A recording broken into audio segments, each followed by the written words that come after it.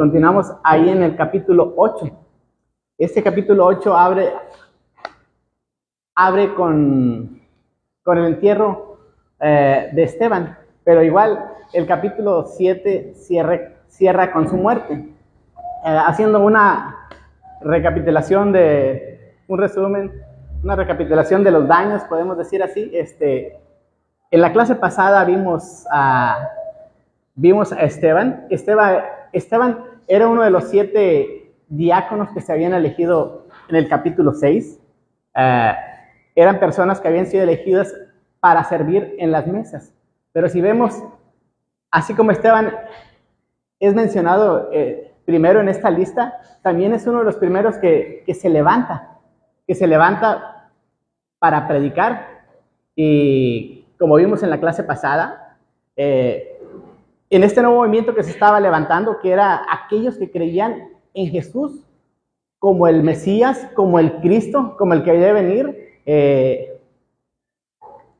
hasta ese momento se habían estado integrando a través de muchos problemas, se habían estado integrando en lo que era la sociedad, en lo que era la comunidad religiosa, se estaban integrando con dificultades. Digo, ¿por qué? Porque en un principio como que no eran aceptados del todo. Las autoridades del templo les quisieron reprimir que predicaran en ese nombre, y vimos que los castigaron, que los llegaron a poner en la cárcel, y cómo Dios los liberó de la cárcel de manera milagrosa. Pero hasta este momento todo estaba marchando de acuerdo a como debía marchar. ¿Por qué? Porque se estaban integrando y como que, podríamos decir, como que ya los estaban aceptando. No es sino hasta que se levanta Esteban y empieza a predicar el nombre de Jesús, donde se empieza a meter a otras sinagogas y predicar. Dice que se levantan unos de las sinagogas de los libertos. Había diferentes sinagogas y que tenían diferentes puntos de vista en todo Jerusalén, pero es aquí, en esta sinagoga, la que es llamada de los libertos. Pero también nos dice que en estas sinagogas había de diferentes partes que habían venido, de Alejandría, de Cirene, de Asia, de muchas partes. Le llama creyentes, eran judíos helenizantes. No es que fueran griegos del todo, que hayan sido gentiles, que se hayan estado adhiriendo al judaísmo. No, eran hebreos, como ya lo habíamos explicado, que habían nacido en la diáspora y que habían regresado con un celo mucho mayor, de tal manera que cuando les empiezan a predicar a Jesús como el Mesías, como el Cristo, ellos no lo permiten. Y de tal manera que le arman un juicio a Esteban, lo llevan a juicio ante el concilio, consiguen testigos falsos, lo acusan de diferentes crímenes. Por ejemplo, la blasfemia contra la palabra, contra Dios, contra Moisés, el hablar cosas en contra del templo. Lo acusan de diferentes cosas.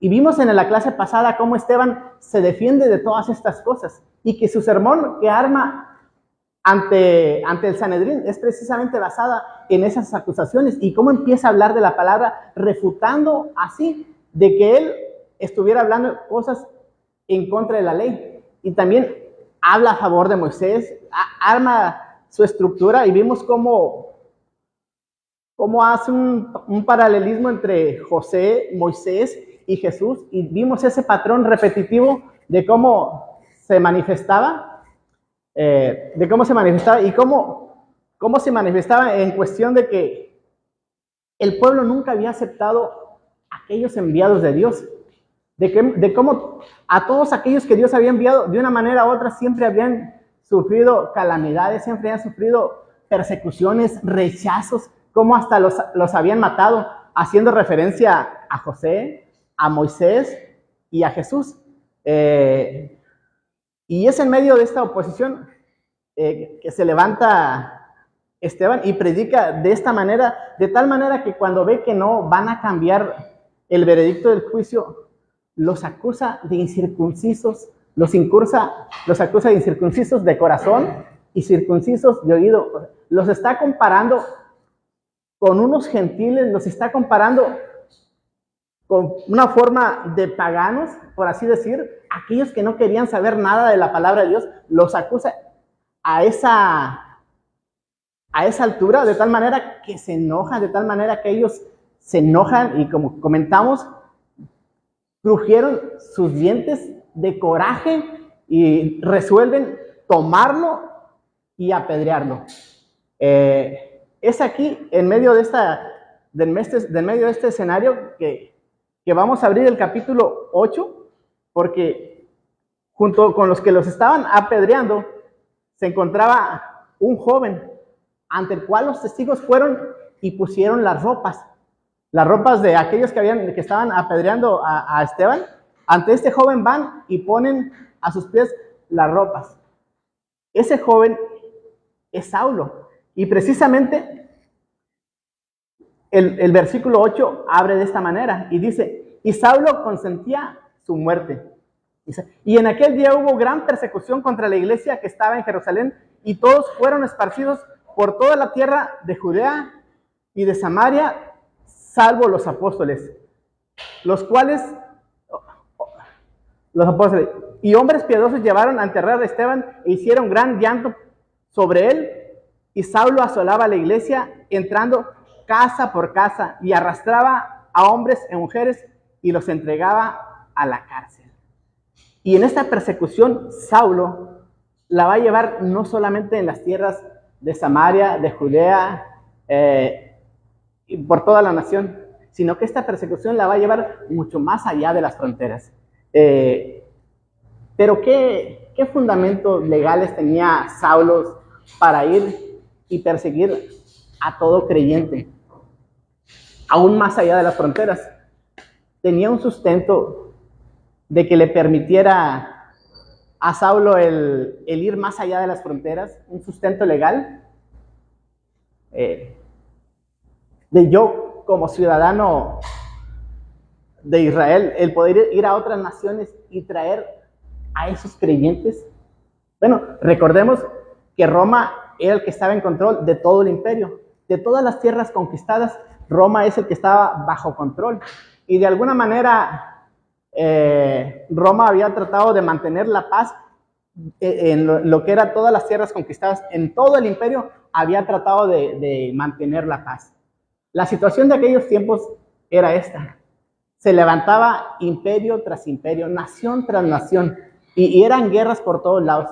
Ya cuando los imperios se levantan, tratan de traer este dominio, de traer esta paz a todo el imperio. Y hago esto porque es precisamente la situación geográfica. Si usted mira el mar Mediterráneo, está así más o menos de esta manera. Acá arriba está España, está Portugal, España, la botita que es Italia, después está la península de Grecia, y a la vuelta arriba está Turquía, Siria, y precisamente ahí en un lugar bien estratégico se encuentra Israel, y para abajo está Egipto y todas las regiones del norte de África.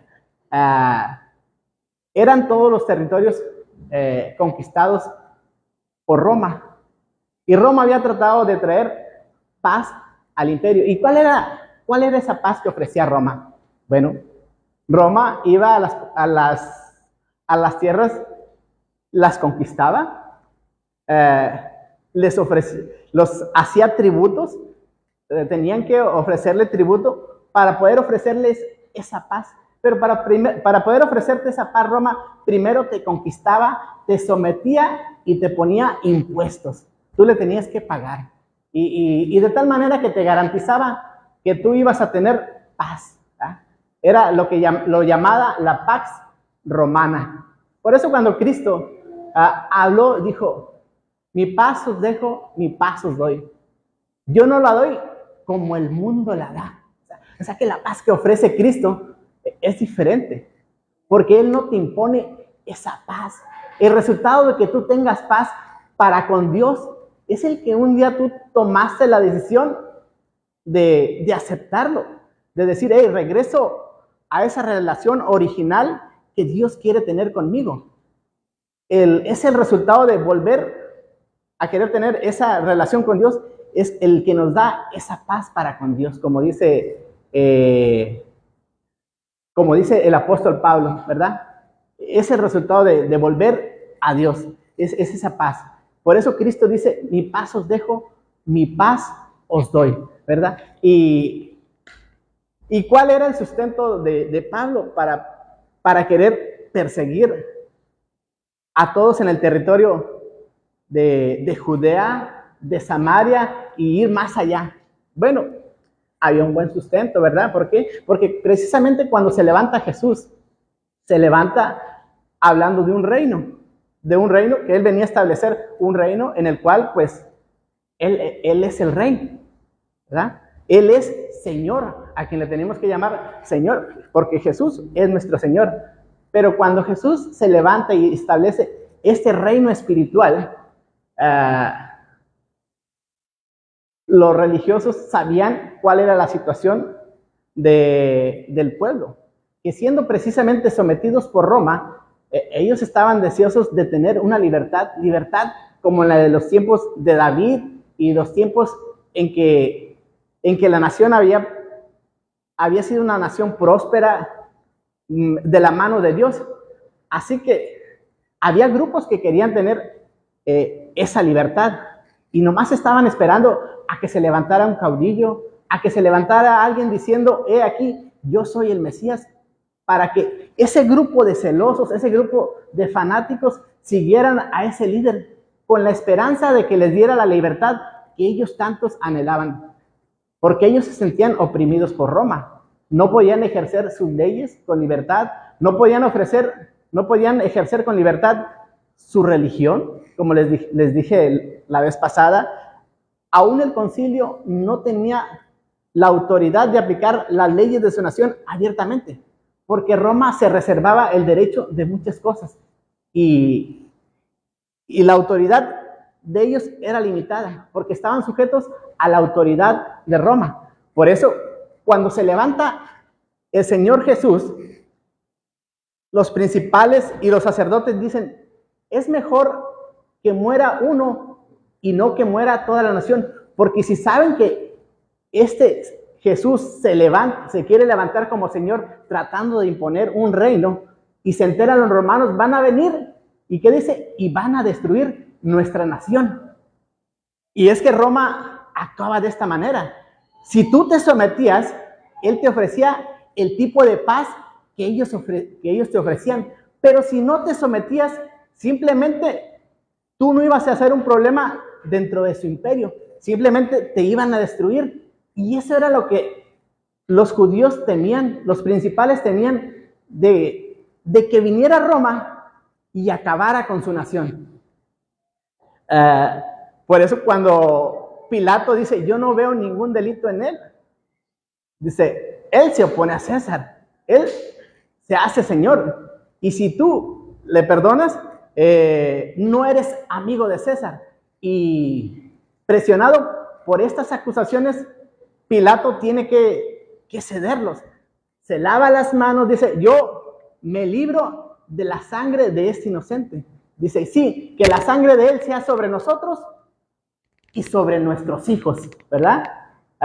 Así que cuando Esteban les predica y les dice, ustedes han matado a nuestros profetas, a todo aquel que Dios ha levantado para libertad nuestra, ustedes los han matado.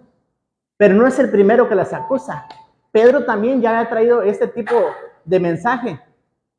Pedro les dice, ustedes mataron al autor y al consumador de la vida.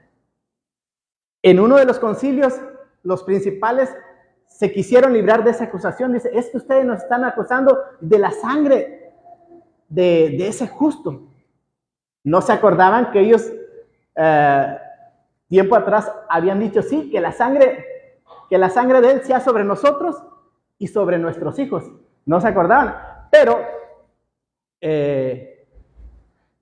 es aquí donde Pablo halla el sustento para perseguir a los seguidores de Cristo, a los seguidores de Jesús, de que estaban haciendo de Jesús un Señor, lo estaban haciendo de Jesús un Dios, porque así es como lo estaban aceptando. Así fue como Jesús se manifiesta a la nación como Dios y Señor. Así que cuando se levanta, lo que hace Pablo es trata de calmar la situación, de decir, los vamos a perseguir, los vamos a tratar, vamos a armarle un juicio porque ellos están poniendo a otro Señor, a otro Dios. Porque la figura del César, del emperador, no era sino esta, la de un Dios. ¿Saben que el César en el imperio era considerado un Dios? Y que si tú querías estar en paz, tenías que ofrecerle un tipo de sacrificio, un tipo de ofrenda a ese Dios. Bueno, para tú estar en paz con ellos, tenías que ofrecer incienso, ofrecer un tipo de sacrificio donde tú ofrecías incienso en adoración a ese Dios. Y todo creyente y todo ciudadano romano lo tenía que hacer. Y todo súbdito de Roma tenía que ofrecer ese tipo de oración al César, al emperador.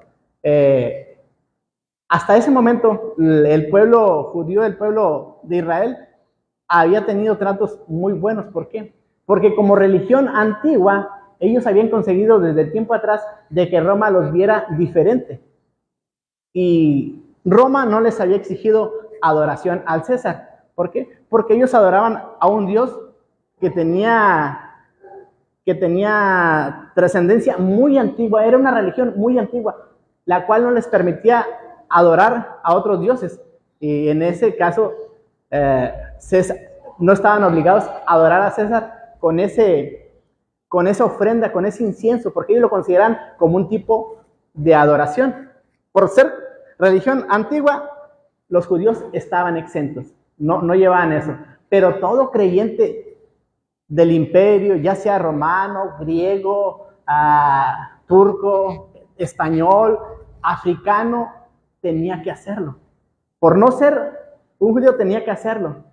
Y para tú comprobar que ya habías ofrecido ese sacrificio, esa adoración al César, te ofrecían un documento. Ese documento se le llamaba libellus, el cual decía que tú ya habías adorado. Y esos documentos, aquel creyente que no quería adorar a Dios, dicen que en la antigüedad, esos se vendían por debajo del agua. O sea, y tú como creyente, si tú eras un creyente y no querías ofrecer ese sacrificio, te hacías de esos certificados llamados libellus. Eso te garantizaba que hey, yo he cumplido con mi adoración al César, yo adoro al César, ¿verdad? Pero cuando la iglesia es esparcida por todo el imperio, todo aquel creyente que aceptara a Cristo como su Salvador, que aceptara a Cristo como su Señor, su nueva creencia le decía, tú no debes ofrecer a otros dioses, al único Dios que tú debes rendir adoración y sacrificio es al Dios de los cielos y de la tierra. Así que ellos se encontraban con este conflicto y de alguna manera estaba ese problema de que los creyentes iban por todo el imperio y iban convirtiendo a muchos. Pero esto lo hacían dentro del marco de las sinagogas. Lo hacían dentro del judaísmo, porque ellos a donde iban, llegaban a una sinagoga y en la sinagoga predicaban al Cristo. Ya en las sinagogas había mucha gente gentil que se unía porque se interesaba en el Dios de Israel. Así que cuando llegaban los creyentes y traían esta nueva forma de doctrina, muchos eran convencidos y eran atraídos hacia este nuevo Dios. Así que Pablo lo que hace es ir tras esos creyentes que se están metiendo en las sinagogas de los judíos, esparciendo esa forma de doctrina en la cual Pablo no estaba de acuerdo. Así que Pablo, con documentos, se va y trata de traerlos, diciendo, los vamos a traer y los vamos a poner en la cárcel, tratando de readoctrinarlos, por así decirlos, de tratar de que ellos negaran esa fe, tal y como lo quisieron hacer con los apóstoles, de que no predicaran más en ese nombre. Así que sí había fundamento para que Pablo pudiera ir más allá de las fronteras. ¿Por qué? Porque lo que estaba haciendo era, le estaba prestando un servicio al César, ¿verdad? De que no se propagara esa forma de doctrina, tratando de aplacarla y decir de que nuestro judaísmo siga durante todo el imperio, que siga bien, porque hasta ese momento hemos estado en paz. Trata de hacer eso, ¿verdad? Y lo que hacen aquí, Saulo está consintiendo en su muerte. Aquí en Hechos 8:1 dice, y en aquellos días hubo gran persecución contra toda la iglesia que estaba en Jerusalén, y fueron todos esparcidos por todas las tierras de Judea y de Samaria, salvo los apóstoles. Los apóstoles siempre fueron considerados, fueron respetados, el pueblo los alababa, y en cierta manera llegaron a ser casi intocables en cierta manera. No querían que ellos se volvieran otra especie de mártir, porque ya bastante les había costado lo que habían hecho con Cristo. Así que si se iban con todos sus apóstoles, esto iba a ser todavía peor. Si eso fue lo que causó Cristo y empezaban a matar a todos los apóstoles, iba a ser peor. Esto ya no lo iba a parar nadie. El resultado de Hechos 8:1 se origina en Hechos 1:8, cuando Cristo les dice, id por todo el mundo y predicad el evangelio, ¿verdad? Vamos a Hechos 1:8.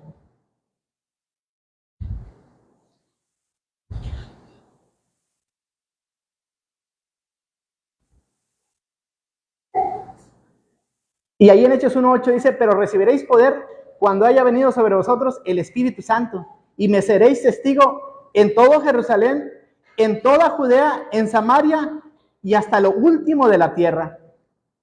Sí, la iglesia estaba creciendo en gran manera. Y eran muchos los adeptos los que se convertían día a día. Pero recordemos que la mayoría de esos convertidos eran aquellos que atendían a fiestas. En la primera fiesta que dice que se convirtieron 3,000, muchos eran gente que había venido a la fiesta de Pentecostés a adorar y no eran de ahí de Jerusalén. Así que todos aquellos que creyeron en Cristo, en Pentecostés, esos 3,000 no se quedaron ahí. Acabándose la fiesta, regresaron a sus lugares de origen. Recuerdan que cuando el Espíritu Santo cae, ellos escuchan a los apóstoles predicarles en su idioma. Bueno, ellos regresaron a sus lugares y en la siguiente, de igual manera, fueron como 5,000, pero no sabemos si son de ahí, residentes de ahí.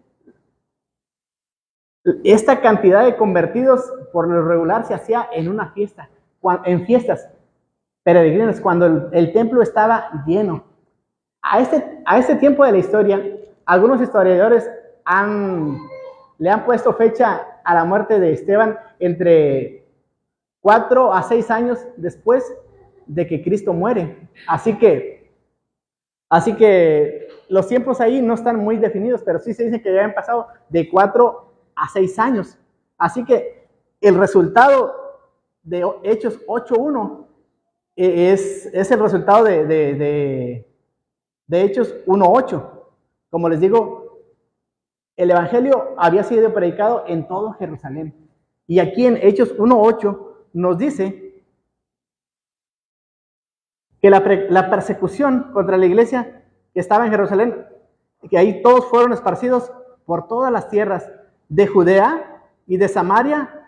O sea, Judea era esa parte de la nación de Judea. La parte de abajo era la provincia de Judea. En Judea se encontraba Jerusalén. Así que, como el evangelio no va salido de Jerusalén, ellos van por todo Judea. Al ser perseguidos, ellos van por todo Judea predicando el evangelio. Y más allá, y Samaria era la provincia continua, salvo los apóstoles. Sí, no se ha preguntado, o sea, qué contrariedad, ¿verdad? De que precisamente tú eres perseguido por predicar a Cristo, por predicar esta nueva forma de doctrina. Y cuando eres perseguido, lo que haces es que vas predicando precisamente eso. Aquello que está causando que te persigan, que vayan sobre ti, es lo que tú vas haciendo. ¿Qué contrariedad? Si tú vas huyendo, lo menos que quieres es que te relacionen con eso. Así como Pedro, yo no lo conozco, ¿verdad? Tratas de negarlo, oye, voy huyendo de un peligro que me viene alcanzando. Lo que tratas de hacer es, hey, no me voy a relacionar nada con esa forma de doctrina, porque es lo que me está causando esto precisamente. Pero no, el mandato era precisamente que se iba a predicar el evangelio empezando por Jerusalén, Judea, Samaria y hasta lo último de la tierra. Pero ellos fueron valientes porque no se escondieron. Precisamente eso que les estaba causando el huir fue lo que iban esparciendo, ¿verdad?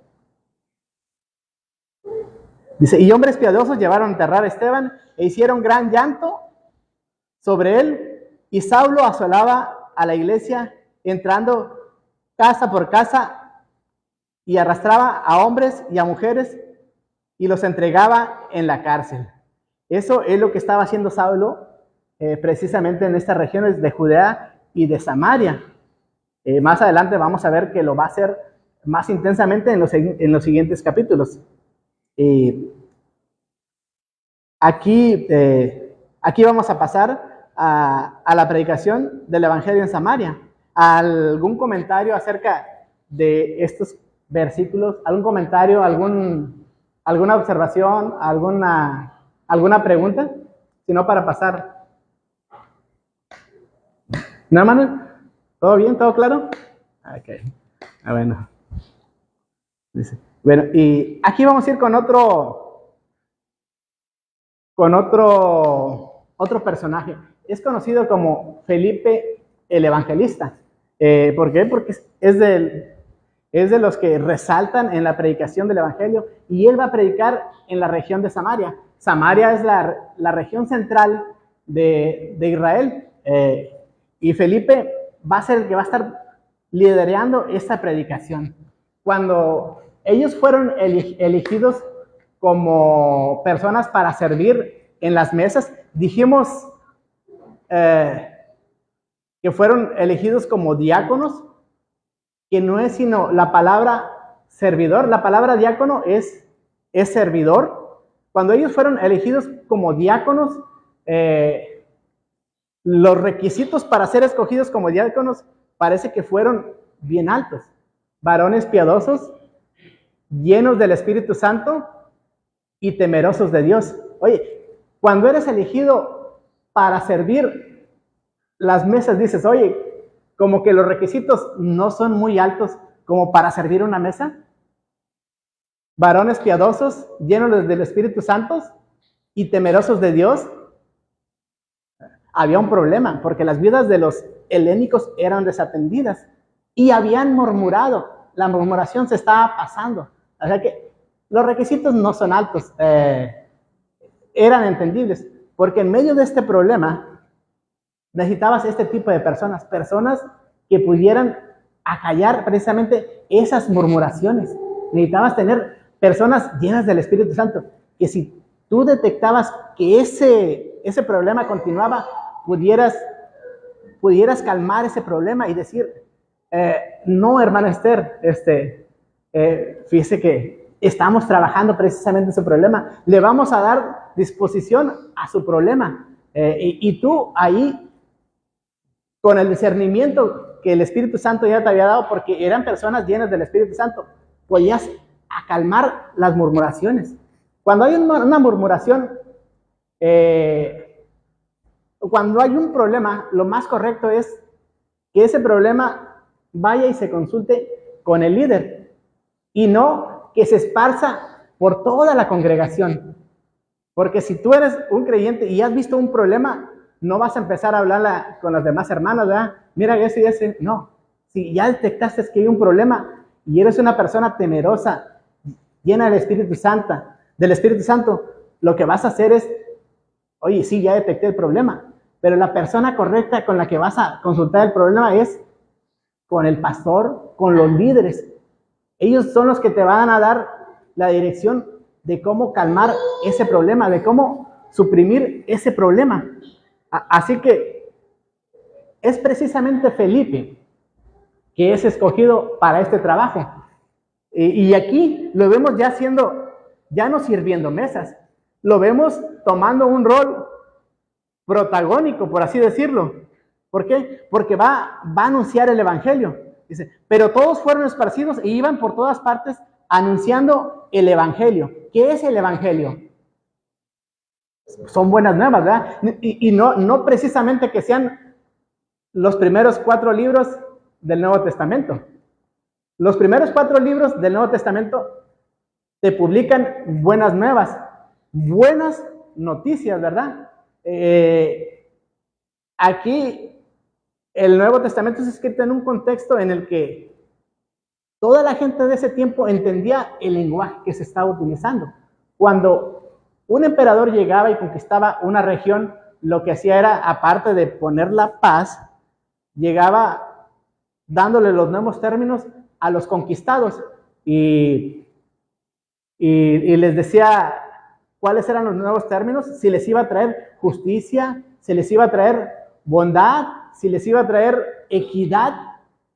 Estos son los nuevos términos con los que yo vengo a conquistarlas. Estas son las buenas nuevas, tratando de decir, estas son buenas noticias, porque si hasta este momento tú has vivido de esta manera, fíjese que yo te voy a mejorar las condiciones. Y era precisamente lo que Roma quería hacer. Trataba de mejorar las condiciones de todo el imperio, pero para eso él te imponía esa paz, te imponía esa prosperidad. Sí, es cierto, el estar bajo la cobija del imperio romano te garantizaba muchas cosas buenas. Roma, aparte de construir, hacer grandes construcciones, extendió una red de carreteras por todo el imperio, lo cual te garantizaba que tú podías viajar más rápidamente por todo el imperio, hacer negocios por todo el imperio, y era parte de los beneficios. Cuando un emperador te conquistaba, te decía, mira, estas son las nuevas que yo te ofrezco. O sea, te voy a permitir que transites por todo el imperio, que hagas negocios por todo el imperio. Dime tú si no son buenas noticias, si no son buenos términos de condición, ¿verdad? Pero aquí las buenas nuevas que se están publicando no son precisamente la llegada de un nuevo imperio. Las nuevas que se están publicando son las noticias de un reino espiritual, de un reino celestial. Y si entonces Felipe descendía de la ciudad, iba publicando el evangelio. Entonces Felipe, descendiendo a la ciudad de Samaria, les predicaba a Cristo, y la gente unánime escuchaba atentamente las cosas que decía Felipe, oyendo y viendo las señales que hacía, porque muchos que tenían espíritus inmundos salían de estos dando grandes voces, y muchos paralíticos y cojos eran sanados. Así que había gran gozo en aquella ciudad. Pero había un hombre llamado Simón, que antes ejercía la magia en aquella ciudad, y había engañado a la gente de Samaria, haciéndose pasar por algún grande. A este oían atentamente todos, desde el más pequeño hasta el más grande, diciendo, este es el gran poder de Dios. Y le estaban atentos porque con sus artes mágicas les había engañado por mucho tiempo. Pero cuando creyeron a Felipe, que anunciaba el evangelio del reino de Dios y el nombre de Jesucristo, se bautizaban hombres y mujeres. También creyó Simón mismo, y habiéndose bautizado, estaba siempre con Felipe, viendo las grandes señales y milagros que se hacían.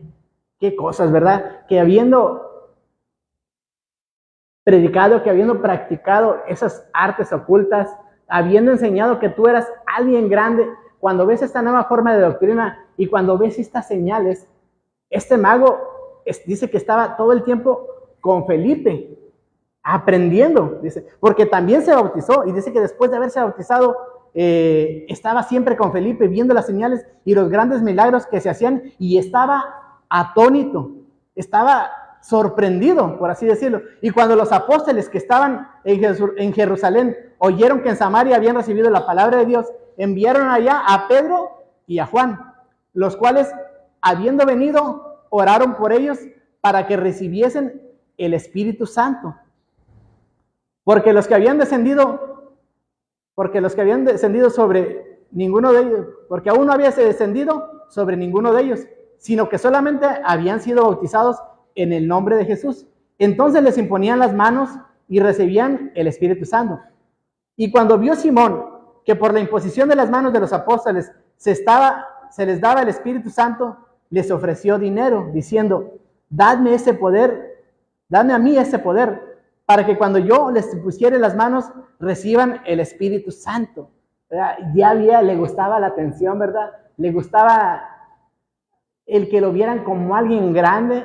Quería seguir tomando ese rol de alguien grande, de decir que cuando vengan a mí yo les imponga las manos, ellos reciban el Espíritu Santo. Entonces Pedro les dijo: tu dinero perezca contigo, porque has pensado que el don de Dios se obtiene con dinero. Wow. Pedro tenía un espíritu de discernimiento bien grande. O el Espíritu Santo le hablaba ahí al momento, o ya tenía el discernimiento. Es que si has sido educado en la palabra, sabes que las cosas de Dios no son para que uno se lleve la gloria, es para que Dios se lleve la gloria.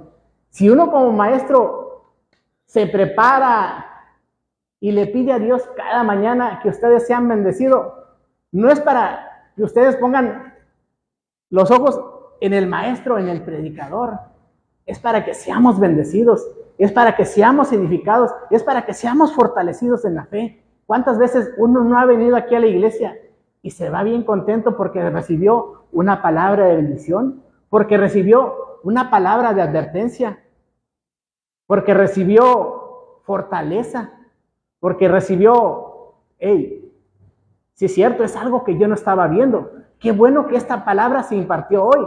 Oye, pero es precisamente con ese propósito de que Dios sea quien se lleve la gloria. Y aquí vemos a Pedro con este discernimiento, ¿verdad? Que apenas Simón le dice,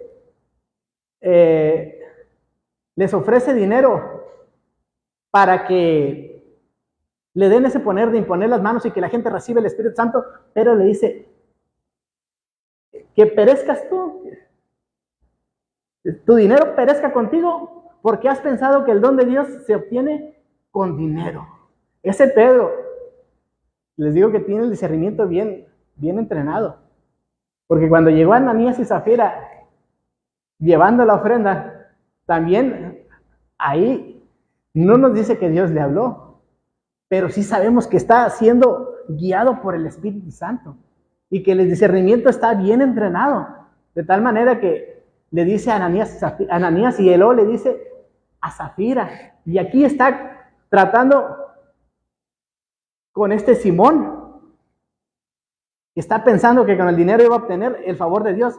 Dice: no tienes tu parte ni suerte en este asunto, porque tu corazón no es recto delante de Dios. Arrepiéntete pues de esta tu maldad y ruega a Dios si quizá te sea perdonado el pensamiento de tu corazón, porque en hiel de amargura y en prisión de maldad veo que estás. Wow.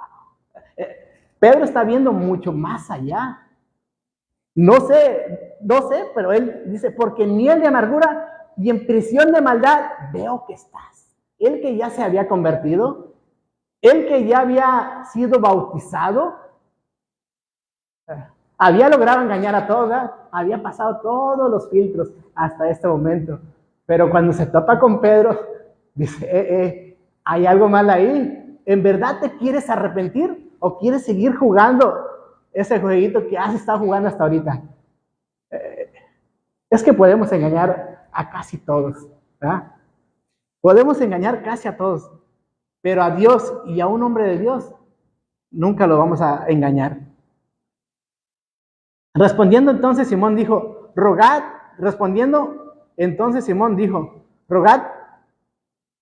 rogad vosotros por mí al Señor, para que nada de lo que habéis dicho venga sobre mí.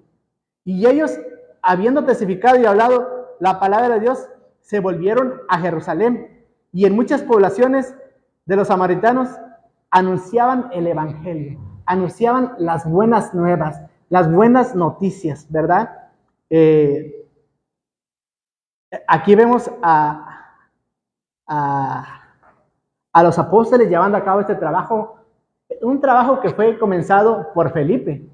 Felipe aquí está predicándole a las grandes masas, predicando en todo Samaria, y todos estaban respondiendo a la predicación de su palabra. Por eso es conocido como Felipe el Evangelista. Y parece que después de aquí, de este capítulo, le vamos a perder la pista, pero es en el capítulo 21, en uno de los viajes de Pablo cuando regresa a Jerusalén, que vamos a ver que Pablo llega y se hospeda en Cesarea. Y dice, y ahí habitaba Felipe el Evangelista. Ya no es conocido como Felipe el diácono, es conocido como Felipe el Evangelista. Fue y se hospedó a la casa de Felipe el Evangelista, el cual tenía 4 doncellas que profetizaban. Wow, ¿verdad? Es el resultado de servirle a Dios, de poner tus dones a Dios, de que no solamente vas a ser salvo tú, sino que va a ser salvo toda tu casa, tu esposa, tus hijos, y tus hijos van a querer también servir a Dios. Aquí en este caso Felipe, que empezó su carrera sirviendo las mesas, lo vemos ya aquí en un rol de evangelista. Pero no solamente él está en el ministerio está toda su familia. Dice que sus 4 jovencitas, sus 4 doncellas, profetizaban. Bueno, no cualquiera se iba a querer meter con estas jovencitas, ¿verdad? Porque así como a Simón, cuando se le acercaban los chicos, yo me imagino que, ¿verdad? ¿Qué tienes? ¿Te estás acercando a la iglesia nomás no te estás acercando a la iglesia con los motivos correctos? ¿O te estás acercando buscando a Dios? El tener ese don de profecía, ese don de discernimiento, te va a permitir moverte en la voluntad de Dios, ¿verdad? Y aquí vemos cómo Felipe es tomado, después de haber estado predicando a las grandes masas, es tomado para predicar a una sola alma en los siguientes versículos. Voy bien, ¿verdad? Y vamos a ver cómo aquí Felipe va a predicarle a un etíope.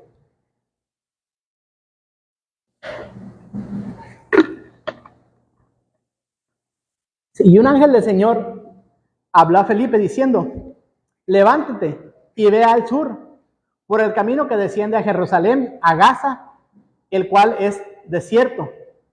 Esa Gaza precisamente que se encuentra ahorita en conflicto con Israel, que se encuentra hacia el sur.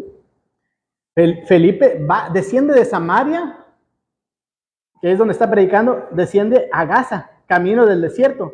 Dice, entonces él se levantó y fue, y descendió, y sucedió que un etíope, eunuco, funcionario de Candace, reina de los etíopes, el cual estaba sobre todos sus tesoros, había venido a Jerusalén a adorar. Wow. Bueno, aquí tiene bastantes títulos, ¿verdad? Dice que entonces se levantó y fue, y descendió, dice, y descendió un etíope. Etiopía es una nación que se encuentra en África, más allá de Egipto. Cruzando Egipto, más allá se encuentra Etiopía. Así que dice, y sucedió que un etíope, eunuco, funcionario de Candace, reina de los etíopes, eunuco. Eunuco eran aquellas personas que eran seleccionadas para los servicios dentro del reino, y principalmente eran puestos en los harenes de los faraones, de los reyes, de los emperadores. Como sabemos, todos esos que tenían títulos como reyes, faraones, y todos esos que tenían grandes títulos, tenían estos harenes donde tenían sus mujeres. Así que ellos siempre ponían personas, se ponían al cuidado de estas personas, a los eunucos. Esos eunucos habían tenido una operación, ¿verdad? Para que no quisieran, no tuvieran el deseo por las mujeres. Así que estas personas eran puestas bajo el cuidado de estos harenes. Aquí nos dice que este era un etíope, funcionario de Candace, reina de los etíopes. Candace se dice que era un título así como rey, como faraón. Así que Candace era un título que se heredaba. Y el próximo la próxima que tomaba ese título también se le llamaba Candace, así como llamársele faraón o rey. Candace, reina de los etíopes, el cual estaba sobre todos sus tesoros. O sea que no solamente era un alto funcionario, nos dice que era un tesorero y había venido a Jerusalén a adorar. Les digo, en las deportaciones que tuvo Israel, se había esparcido casi por todo el imperio, y a todo lugar que iban, pues levantaban sus sinagogas, y tú, como originario de ese lugar, te llamaba la atención esa nueva forma de Dios, así como en Atenas. Así que los lugareños les llamaba la atención y se acercaban a ver cuál era la enseñanza de ese nuevo Dios. Y cuando escuchaban que este Dios que ellos predicaban era el Rey, que era el creador de los cielos y la tierra, hacían una conversión. Pero para esto primero a estas personas se les llamaba prosélitos. A una persona que es convertida hacia otra religión se le llama prosélitos. Pero para ser tú un prosélito del judaísmo, primero tenías que creer en la palabra. Y luego tenías que recibir un bautismo. Si eras mujer, simplemente las mujeres nomás se bautizaban, se sumergían en agua. Pero si eran hombres, para tener esta conversión, se tenían que circuncidar y aparte tener esa inmersión o ese bautismo. ¿Y cuál era la otra? Hermana, ayúdame. Tenían que creer en la palabra, se tenían que circuncidar y convertirse, proclamar esta nueva forma de fe. Así que este es un prosélito. Hasta este momento, les digo, porque hasta ese momento hemos visto helénicos, y dentro de los helénicos vimos que dentro de los que se escoge para servir en las mesas hay un prosélito. Bueno, es aquí lo que hace diferencia. Los helénicos, a los diferentes creyentes que venían de otro tipo, de otras tierras, en Hechos se les menciona por ese adjetivo, pero al que es convertido de otra nación se le llama prosélitos, y es de los primeros creyentes de los que va a hablar la Biblia, este funcionario de Candace, este etíope, el cual estaba sobre los tesoros y había venido a Jerusalén a adorar. Volviendo, sentado en su carro y leyendo al profeta Isaías, lo más seguro, antes de continuar leyendo, lo más seguro es que había subido a una fiesta peregrina, de las 3 fiestas que hemos hablado. Había subido y había adorado. Y dice, y ya después de que había pasado, de que había ido a esa fiesta, después de que había ido a Jerusalén y había visto el templo y había ido y había adorado, dice, y volviendo sentado en su carro y leyendo al profeta Isaías, y el Espíritu dijo a Felipe, acércate y júntate a ese carro. Acudiendo Felipe le oyó que leía al profeta Isaías y dijo, pero ¿entiendes lo que lees? Él dijo, ¿y cómo podré si alguno no me enseñare? Y rogó a Felipe que subiese y se sentara con él. Y el pasaje de la escritura que leía era este. Iba leyendo el rollo del profeta Isaías para más información. No cualquiera tenía un rollo. Un rollo de un escrito eran muy caros y no cualquiera lo tenía. Estos rollos se encontraban principalmente en la sinagoga y era producto de un esfuerzo colectivo para tener un rollo. En el Nuevo Testamento se dice que en aquellos tiempos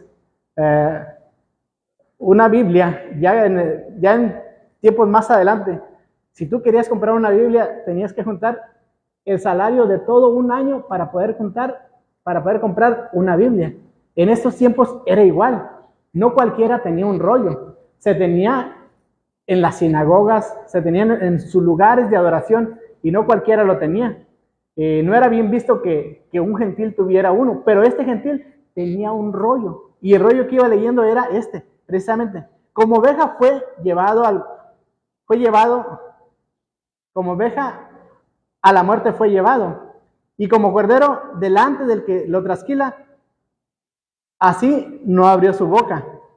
En su humillación no se le hizo justicia, mas su generación, ¿quién la contará? Porque fue quitado de la tierra.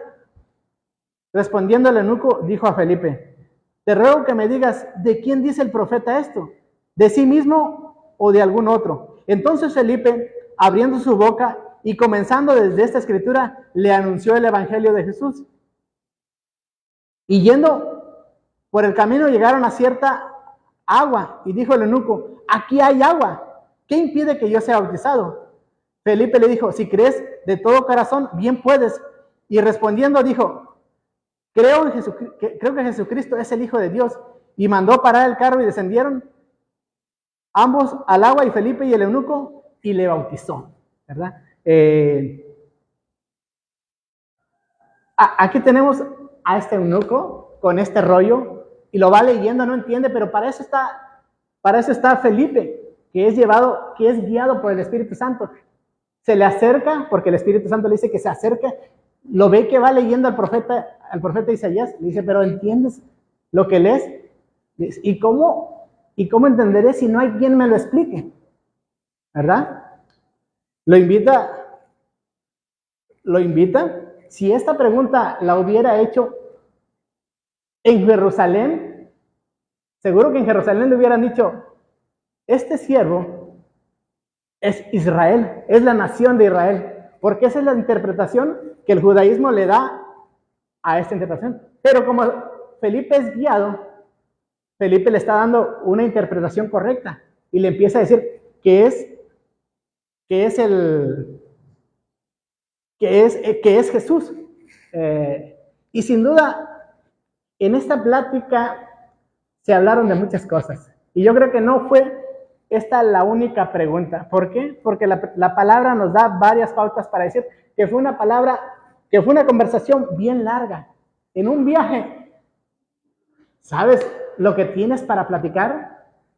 Precisamente hoy en la mañana, dándole los últimos repasos a la clase, me acordaba que en alguna ocasión, cuando yo era joven, y no hace muchos años, usted dirá: pero hace poquito, ¿verdad? Porque usted todavía se ve bien joven.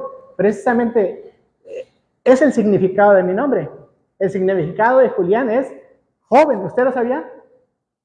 Julianus, mi nombre viene del griego, que es Julianus, y el significado es aquel que es joven.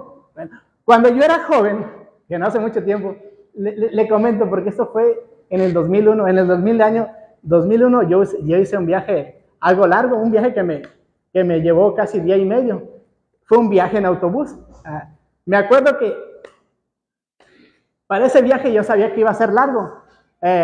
Yo me compré varias novelas. Y no crean que era libro vaquero ni nada de eso. Me compré varias novelas de unos libros que han sido películas. Estos libros que usted conoce como esta serie de libros que se llama de los dejados atrás. Ha habido varias películas, no sé si alguno más o menos la ubica. Son novelas de autores cristianos. Recuerdo que en esa ocasión yo compré la versión juvenil de estos libros. Estos libros son unos libros más pequeños que tú puedes leer como en 6, 8 horas. Me compré como 4 libros. Y en ese viaje yo me fui leyendo los libros. Y en una parte del viaje me tocó, porque los autobuses no iban llenos, en una parte del viaje me tocó que alguien se sentó conmigo. Y precisamente te ven que vas leyendo y te hacen preguntas. Me acuerdo que en esa ocasión era un joven también que iba saliendo de la cárcel y que en la cárcel había comenzado a asistir a la iglesia. Y me empieza a hacer preguntas. Y así como Felipe, yo me acuerdo que me fui platicando con él por mucho rato. Y me preguntaba sobre eso, sobre muchas cosas, y me preguntó por lo que iba leyendo. Y ya le comenté platicando, y ya cuando él le tocó que se bajó, porque yo iba más adelante, le obsequié los libros. Al tiempo me escribe y me dice que había leído los libros y que estaba asistiendo a una iglesia. Y le digo, en un viaje uno tiene para platicar bastante. Por eso les digo que sin duda este no fue el único pasaje que se analizó.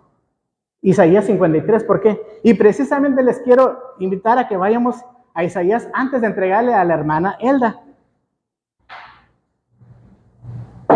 Isaías 53 y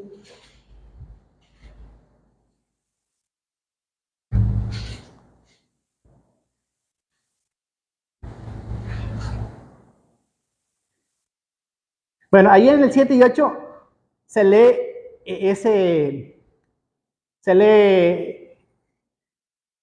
ese pasaje que leyó con Felipe. Pero si usted sigue los encabezados, dice: el amor eterno de Israel hacia Israel, regocíjate estéril, la que no daba luz, levanta canción y da voces de júbilos, la que nunca estuvo de parto, porque más son los hijos de la desamparada que los de la casada, ha dicho Jehová. Aquí son palabras de esperanza, palabras de regocijo, palabras de consolación a aquellos que no han tenido la oportunidad de acercarse a Dios, aquellos que no han tenido la oportunidad de recibir una bendición. Aquí le está hablando a la estéril, a la que no había dado luz. Pero si seguimos en el 55, o sea, a todos los sedientos, venid a las aguas, a todos los que no tienen dinero, venid y comprad, comed y venid y comprad sin dinero, sin precio, vino y leche. O sea, es un mensaje de esperanza. Pero continuando, en el 56, quiero ir porque yo pienso que Felipe continuó, porque aquí está un mensaje precisamente para este etíope, para este eunuco. Así dijo Jehová: guardad derecho y haced justicia, porque cercana está mi salvación para venir y mi justicia para manifestarse. Estas son las buenas noticias, ¿verdad? De que Dios no es aquel Dios que quiere traerte justicia de acuerdo desde una perspectiva de la tierra. Dice que es un Dios que trae derecho y trae justicia y trae salvación, pero desde la perspectiva de Dios. Vamos al 3. Y el extranjero que sigue a Jehová no hable diciendo: me apartará totalmente Jehová de su pueblo. Dios no rechaza a nadie.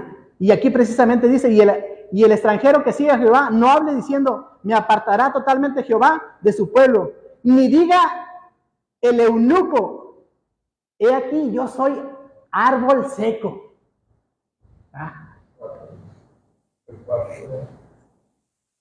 He aquí, no diga el eunuco: he aquí, yo soy árbol seco. Porque ¿qué es un árbol seco? Un árbol seco es un árbol que no está cumpliendo su propósito, ¿va? El propósito de todo árbol es de dar fruto.